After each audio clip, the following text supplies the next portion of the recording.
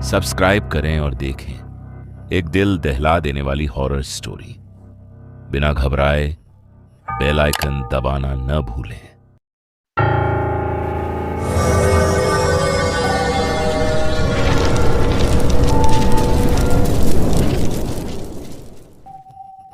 इस कहानी के लेखक नसीरुद्दीन जी हैं। सुबह ड्यूटी पर जाने में देर हो गई थी। शायद पिछली रात मैं उस लड़की के बारे में कुछ ज्यादा ही सोच रहा था। इस कारण देर रात तक नींद नहीं आई। उसके चेहरे पर फैला डर, उसकी मुरझाई मुस्कान और उसकी वो कांपती आवाज, यह सब मेरे दिलो दिमाग में घूम रहा था। इसके चलते सुबह उठने में देर हो गई और जल्दबाजी में मेरा मोबाइल भी घर पर ही रह गया। जब मैं दोबारा घर की तरफ अपनी बाइक लेकर सड़क पर मुड़ा तो अचानक वही लड़की दिखी। उसके पिता एक्टिवा चला रहे थे और वो पीछे बैठी थी। उसने चेहरे पर स्कार्फ बंधा था, लेकिन उसकी वो आंखें, मैंने उसे पहचान लिया।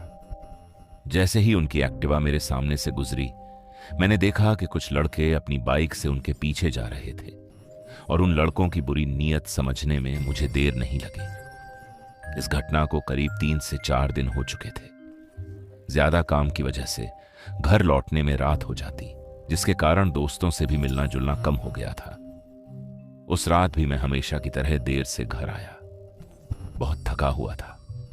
खिड़की से बाहर देखा तो हमारे रोज के ठिकाने पर आज एक भी दोस्त नहीं आया था।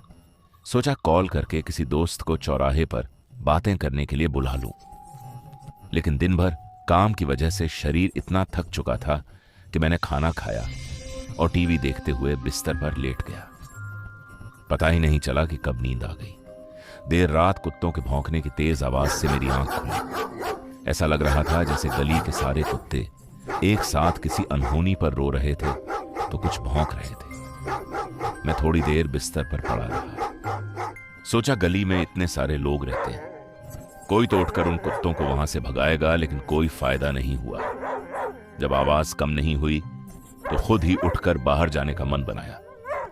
दरवाजा खोला और बाहर निकला।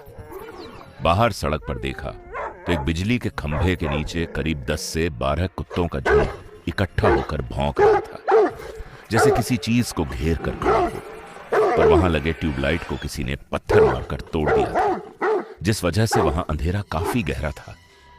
इसलिए यह साफ नहीं हो पा रहा था कि आखिर कुत्ते किस पर भौंक रहे हैं। शोर काफी बढ़ गया, लेकिन एक भी इंसान उन कुत्तों को भगाने बाहर नहीं निकला। आलसी कहीं के। खैर, पास पड़ा एक छोटा पत्थर उठाकर मैंने उनकी ओर फेंका। कुत्ते एक झटके में वहां से भागे, पर थोड़ी दूरी पर जाकर भौंकना जारी रखा। अब वाकई में मुझे उन कुत्तों पर गुस्सा आ रहा था। मैंने जमीन पर पड़ा एक छोटा पत्थर उठाकर सड़क की तरफ फिर से देखा। तभी मेरी नजर कुछ दूर एक घर की बाढ़ पर पड़ी।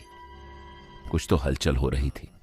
यह ठीक से समझ नहीं आया कि वो कौन था, लेकिन आकार और थोड़ी थोड़ी हलचल से यह साफ था कि वहां कोई तो है। लग रहा था कि वहां उस अंधेरे में किसी की छाया मंडरा रही है। मैंने आगे जाकर देखने का फैसला किया। आसपास के इलाके में वैसे भी चोरी की घटनाओं में बढ़ोतरी हुई थी, इसलिए सतर्कता जरूरी थी। मैं अपनी आम रफ्तार में मोबाइल पर रील स्क्रॉल करते हुए चलने लगा। तिरछी नजर से मैं उसी को देख रहा था। मुझे अपनी तरफ आता देख वो भी एक घर के दरवाजे की तरफ बढ़ने लगा। अब हमारे बीच 20 से 25 कदम की दूरी थी, लेकिन दरवाजे की चौखट अंदर की तरफ होने और खंभे पर बिजली की लाइट बंद होने से वहां गहरा अंधेरा था। अब मैं दरवाजे से महज 5 फीट दूर था। मैंने उसे देखने की कोशिश की, लेकिन ऐसा लग रहा था कि अंधेरे ने उसे अपने में समा लिया हो। मैंने तुरंत अपने मोबाइल की टॉर्च ऑन की और उसकी तरफ रोशनी डाली। दरवाजे की चौखट पर सफेद LED लाइट की रोशनी पड़ी, लेकिन वहां कोई नहीं था। जो भी था वो शायद पहले ही वहां से भाग गया था। पर कैसे? मैं बिना नजरें हटाए चला आ रहा था। मैं कुछ पल ठहरा, इधर उधर नजरें डाली, लेकिन कहीं कोई हलचल नजर नहीं आई। जिन कुत्तों को मैंने कुछ देर पहले भगाया था, उनमें से कुछ दूर पहाड़ी पर खड़े होकर लगातार रो जा रहे थे। वीरान रात में गूंजती उनकी आवाज काफी डरावनी सी लग रही थी, जैसे गहरे जंगल के बीच कोई अनदेखा खतरा मंडरा रहा हो। जरूर वहां कुछ अजीब था, वरना इतनी बेचैनी क्यों महसूस हो रही थी। मैंने एक बार फिर दरवाजे की तरफ देखा और टॉर्च की रोशनी डाली। लेकिन कुछ नहीं दिखा। कुत्तों की आवाजें भी धीरे धीरे थम गईं और चारों ओर सन्नाटा छा गया। अब माहौल में एक अजीब सी बेचैनी थी। रात के उस गहरे सन्नाटे में केवल रात के कीड़ों की आवाज गूंज रही थी। पल पल खौफनाक होते उस माहौल से मुझे भी अब डर लगने लगा। गहरी सांस ली और घर की ओर लौटने लगा, पर कुछ कदम चलते ही मुझे ऐसा महसूस हुआ कि जैसे कोई मेरे पीछे चल रहा है। अपने कदम धीमे किए और ध्यान से सुनने लगा। पीछे से आ रही कदमों की आहटें धीरे धीरे करीब आती महसूस हो रही थी। मैं सावधान हो गया। मन में अजीब सी घबराहट थी। हो सकता है ये वही व्यक्ति हो जो छिपकर मुझे देख रहा था। मतलब मेरा शक सही था। कोई चोर उस गहरे अंधेरे में दुबक कर बैठा था। अब वो भागने के लिए जगह ढूंढ रहा है और मेरे घर के भीतर जाते ही भागने की कोशिश करेगा। मैं तो उसका मुकाबला भी नहीं कर सकता, क्योंकि अगर वह चोरी के इरादे से आया है तो साथ में जानलेवा हथियार भी लेकर आया होगा। मतलब अगर मैंने लोगों को बुलाने की कोशिश की या कुछ होशियारी दिखाने की कोशिश की तो वो मुझे जान से मारने में भी नहीं कतराएगा। यही सोचकर ही मेरा कलेजा काम उठा और तभी मेरी गर्दन पर हल्की सी सहरन महसूस हुई। लगा किसी ने मेरे कंधों पर हाथ रख दिया और एकदम से पीछे खींच लिया। मैंने झट से मुड़कर पीछे देखा, पर कोई नहीं था। लेकिन गौर से देखने पर थोड़ी दूर खंबे की हल्की रोशनी में एक धुंधली काली आकृति खड़ी नजर आ रही थी। कोई मुझसे कुछ दूरी पर खड़ा था। उसकी आकृति अजीब तरह से झुकी हुई थी। उसके दोनों हाथ जमीन तक लटक रहे थे।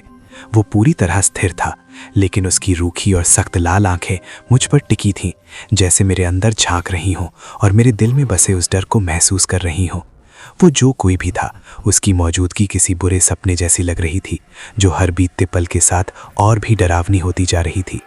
मेरे बराबर की ऊंचाई, लगभग 6 फीट पर, दुबला पतला शरीर। उस धुंधले काले रंग की आकृति को देख मेरी धड़कनें तेज हो गईं, जैसे डर से एक सहरन दौड़ गई हो। मेरे अंदर की तो ताकत ही खत्म हो गई थी। मैं सन्न होकर सिर्फ देख रहा था कि तभी उस आकृति ने अपना बायां हाथ धीरे धीरे ऊपर उठाकर एक इशारा किया। वो किसी घर की तरफ इशारा कर रहा था, पर मुझ में ये सब कुछ समझने की हिम्मत नहीं बची थी। मैं बस जान बचाकर वहां से भागना चाहता था, पर जैसे किसी ने मेरे पैर कस के जकड़ रखे थे। अब मेरे पास एक ही चारा था, जोर से चिल्लाकर लोगों को बुलाऊं। लेकिन उन कुत्तमय तेज भौंकने की आवाज़ से जो लोग बाहर नहीं निकले, क्या उन्हें मेरी आवाज़ सुनाई देगी? मैं बिल्कुल बेबस था। पर तभी कुछ हुआ। पलक झपकते ही वो डरावनी छवि कहीं गायब हो गई थी। मैं कुछ समझ पाता उतने में कुछ दूर एक घर के बाहर की लाइट शुरू हो गई और घर से कोई बाहर निकला। वो गाड़ी निकालकर कहीं जा रहे थे। मुझे देखकर अपनी गाड़ी रोककर पूछा, बेटा, कोई रिक्शा वाला अभी आ सकता है? हाँ, पर क्या हुआ? पेशेंट को अस्पताल ले जाना है। मैंने एक दोस्त को फ़ोन लगाया और उससे बात करते हुए उनके साथ उनके घर पहुंचा। वो लड़की ज़मीन पर पड़ी थी। उसकी खोखली आंखों के नीचे गहरे काले घेरे थे। बेजान बाल और थके हुए चेहरे पर अजीब सा तनाव था। उसकी माँ उसके सिराहने बैठे धीरे धीरे उसे शांत करते हुए उसकी बेजान पड़ी कलाई को सहला रही थी।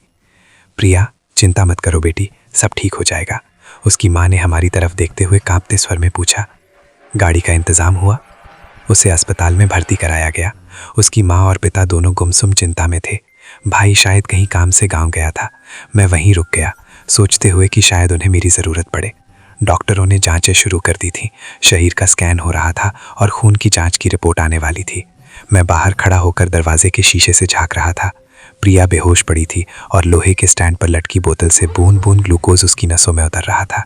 उसके सिर के पास एक ईसीजी मशीन की लगातार पीप पीप की आवाज़ कमरे में गूंज रही थी। आईसीयू कमरे के दरवाजे पर लगे कांच से भीतर के हालात को मैं देखकर जैसे ही मुड़ा, मुझे कुछ अजीब लगा। मैंने दोबारा भीतर झांक कर देखा तो कमरे के एक कोने में हल्की हलचल महसूस हुई, ठीक उस छोटी सी मेज़ के पास जहां दवाइयां रखी हुई थी। मैं ठिठक गया। एक ठंडी सिहरन मेरे शरीर में दौड़ गई। मैंने भौएं सिकोड़कर उस ओर ध्यान से देखा। वो आईसीयू के कमरे के दाहिने कोने में एक छाया सी खड़ी थी। डॉक्टर या नर्स का वहां होना संभव नहीं था, लेकिन वो छाया बिल्कुल स्थिर, गंभीर और भूरे रंग की थी। मैंने बेंच पर बैठे उसके पिता को बुलाया। अंकल, बोलो बेटा, क्या बात है? मैंने इशारे से कहा। क्या आपको उस कोने में कुछ नजर आ रहा है? वो थोड़ा हैरान हुए और भीतर झांक कर देखने लगे। किस कोने में? मैंने दोबारा शीशे के पार झांका, पर वो छाया अब नजर नहीं आ रही थी। मैं कुछ बोलता तभी उन्होंने कहा, तुम थक गए हो। उन्होंने मेरे कंधे पर हाथ रखकर कहा, शायद तुम्हें ज्यादा थकान की वजह से ऐसा महसूस हो रहा है। तुम आराम करो, 4 बज रहे हैं। उनकी बात सुनकर मैं चुपचाप बगल की बेंच पर लेट गया, लेकिन वो अनजानी छाया मेरे मन में गहराई तक उतर चुकी थी और मैं उस रहस्य को समझने की कोशिश में करवटें बदलता रहा। हेलो, एक हल्की सी आवाज से मेरी नींद टूटी। मेरी आंखों पर अब भी भारी बंद था, जैसे सपना और वास्तविकता के बीच का फर्क धुंधला हो गया हो। हेलो, उठिए, आवाज फिर से आई। अरे माँ, सोने दो ना, वैसे भी आज छुट्टी है। तभी अचानक चेहरे पर ठंडे पानी के छींटे पड़े और शरीर में एक ठंडी लहर दौड़ गई। मैंने झट से आंखें खोली और सामने बेहद खूबसूरत लड़की खड़ी मेरी तरफ देखकर हल्के से मुस्कुरा रही थी। मैंने पहचान लिया, वो प्रियंका थी। उसके बाल पीछे की तरफ बंधे हुए थे और उसने सफेद रंग का पंजाबी सूट पहना था। मैं बस उसे चुपचाप देखता ही रह गया और मैंने लेटे लेटे ही उसे कहा, अरे इतनी सुबह हमारे घर? उसने मुस्कुराते हुए जवाब दिया, ये ना आपका घर है ना ही मेरा, ये हॉस्पिटल है। तभी उसके हाथ पर सफेद पट्टी चिपकी हुई थी और फिर कुछ याद आ गया। आप यहाँ क्या कर रही हैं? जाइए अंदर बेड पर आराम कीजिए। नर्स, इन्हें कमरे में ले जाइए, उन्हें डिस्चार्ज दे दिया गया है। नर्स ने रिपोर्ट चेक करते हुए कहा।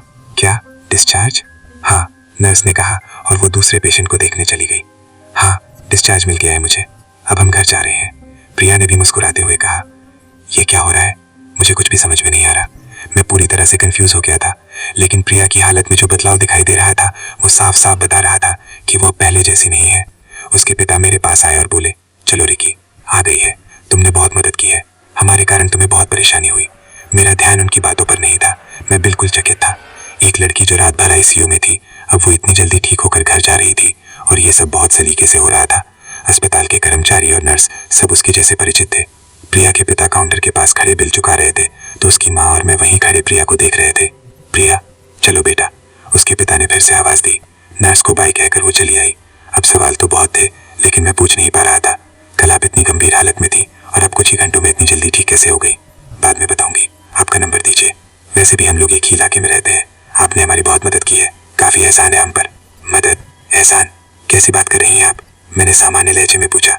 तभी प्रियंका की माँ ने कहा, तुम नहीं समझोगे, जिस अपार्टमेंट में हम रहते थे वहां जब ऐसा कुछ होता तो पड़ोस के लोग दरवाजे की कील से प्रिया की हालत देखते, हमारी परेशानी देखते थे, लेकिन कोई मदद करने नहीं आता था। आस पड़ोस की बात तो दूर की है, प्रिया की हालत की वजह से खून के रिश्ते भी हमसे दूर हो गए हैं। हालत? मैं कुछ समझा नहीं। माँ कुछ बोलती, लेकिन प्रिया ने बात काटते हुए कहा, चलो रिक्शा आ गई है।